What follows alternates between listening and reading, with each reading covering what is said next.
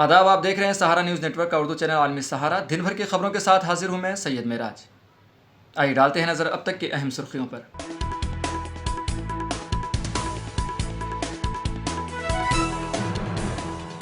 लोकसभा इंतखाबात के छठे मरहले के लिए डाले गए वोट। दिल्ली, हरियाणा, बंगाल, यूपी, बिहार वगैरह में हुई वोटिंग। वज़ीर-ए-आज़म ने इंडिया इत्तेहाद पर की तनकीद, कहा ये लोग मजहब की बुनियाद पर रिजर्वेशन देना चाहते हैं। मल्लिकार्जुन खड़गे हिमाचल प्रदेश के इंतखाबी दौरे पर, कहा कांग्रेस आइन बचाने और रोजगार दिलाने के लिए लड़ रही है। समाजवादी पार्टी के सरबराह अखिलेश यादव का बीजेपी पर हमला, कहा 400 पार नहीं बल्कि 140 के लिए भी तरसेंगे। आलमी अदालत इंसाफ ने इसराइल को दी तंबीह, रफा पर बमबारी रोकने का दिया हुक्म के निफाज के बाद रिपोर्ट पेश करने की हिदायत।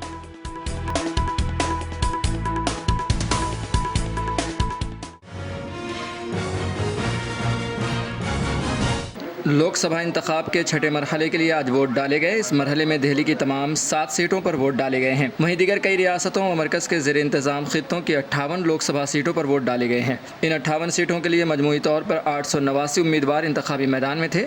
जिन रियासतों में आज वोटिंग हुई है उनमें उत्तर प्रदेश, हरियाणा, बिहार, मगरबी बंगाल, दिल्ली, उड़ीसा, झारखंड और जम्मू कश्मीर की सीटें शामिल हैं।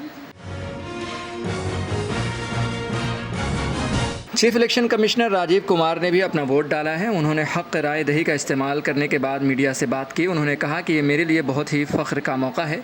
मेरे वालिद 95 साल के हैं। हमारे अहले खाना की 3 नस्लों ने आज एक साथ वोट डाले हैं। हर वोटर को ज़रूर वोट डालना चाहिए।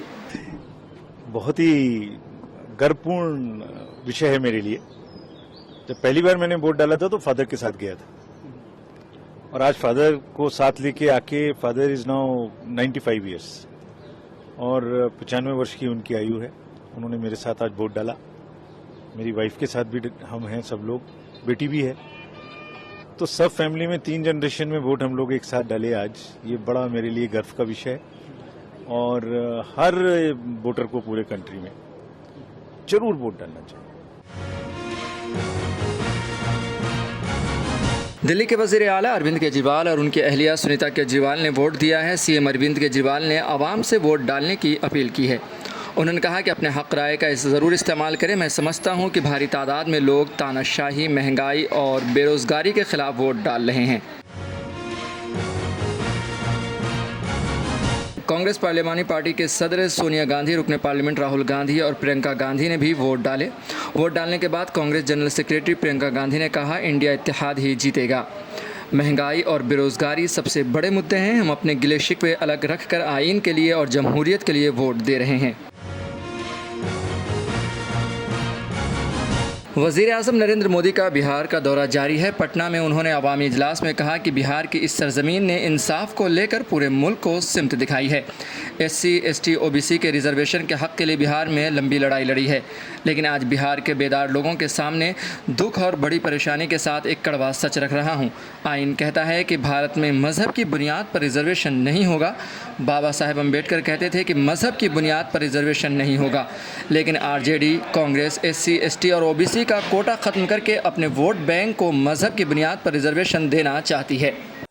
बड़ी पीड़ा के साथ एक कड़वा सच रखा हूं, क्योंकि मैं भी आप ही की तरह अति पिछड़े लोगों के बीच में पल भर करके आपके बीच पहुंचा हूं।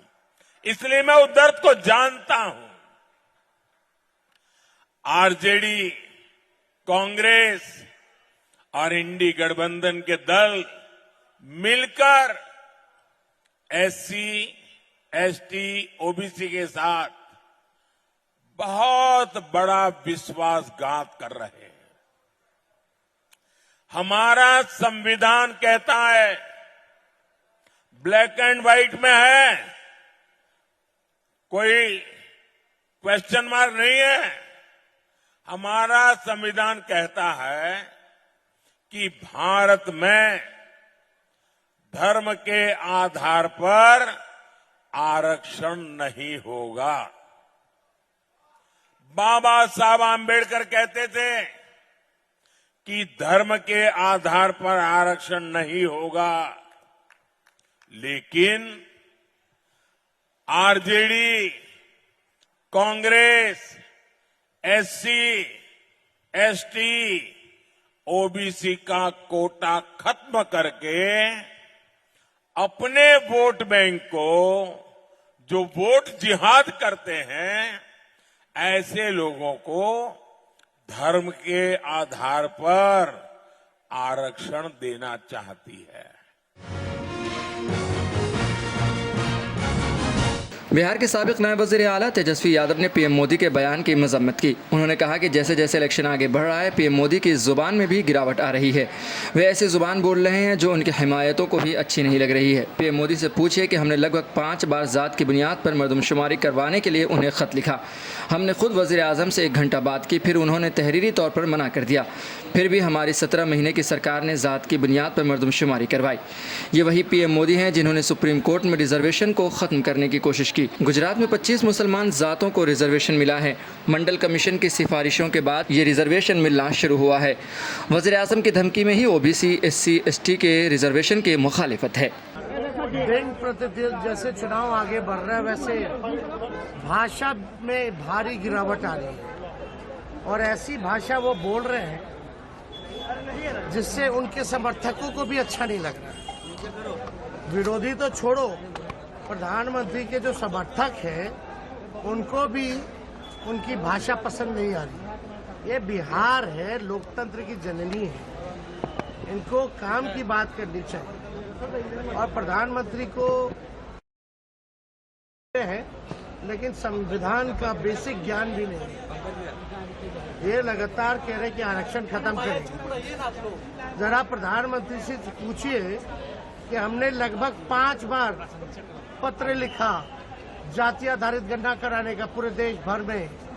हमारा पूरा डेलीगेशन बिहार का विधानसभा का गया था मिलने। हम खुद 1 घंटा प्रधानमंत्री से बात किए, फिर लिखित में उन्होंने मना कर दिया। बेसिक तो यही था ना भाई, जाति आधारित गणना हो, किसकी कितनी आबादी है उसके हिसाब से सबको आरक्षण मिलेगा। तो उन्होंने तो मना कर दिया, लेकिन फिर भी हमारी 17 महीने की सरकार ने जनता, हम लोगों ने जाति आधारित गणना कराई और 75% आरक्षण की सीमा बढ़ी। मोदी जी से हम पूछना चाहते हैं कि कोई भाजपा शासित राज्य बता दो जहां 75% आरक्षण है। यहाँ आके झूठ बोलने से काम चलने वाला नहीं है। ये बिहार है, बिहार। बिहार के लोग सामाजिक रूप से बड़े जागरूक समाज है, पॉलिटिकल लोग हैं यहाँ। आपके झूठ और फरेब से, प्रचार से कुछ काम चलने वाला नहीं है प्रधानमंत्री जी। तो प्रधानमंत्री जी जो कहते हैं कि मुसलमानों को दे देगा, मुसलमानों को दे देगा, ये central list of OBCs for the state of Gujarat, ये देख लो, प्रधानमंत्री जी का झूठ सामने आ गया है।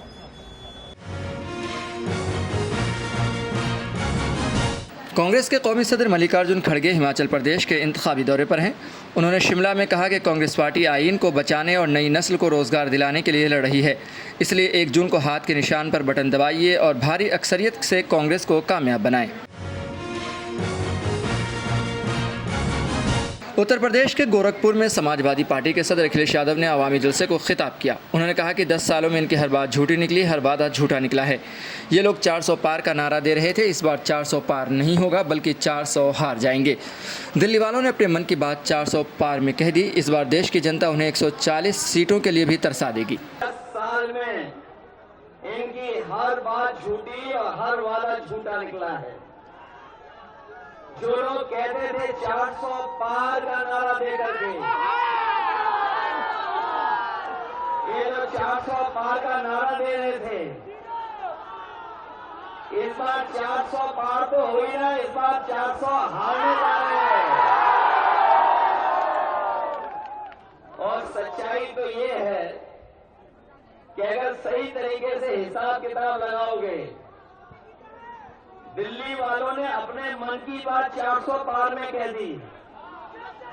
जो लोग हिंदी समझते होंगे, गिनती को जानते होंगे, मैं आपसे पूछूं कि अगर कुल मिलाकर के 543 सीटें लोकसभा की हैं और अगर बीजेपी के लोग कह रहे हैं कि हम 400 पार जीतेंगे, तो बताओ कितनी सीटें जीतने जा रहे हैं? 443 में 400 पार कितनी बन रही हैं? ये 143 नहीं, इस बार देश की जनता इनको 140 सीटों के लिए भी तरसा देगी।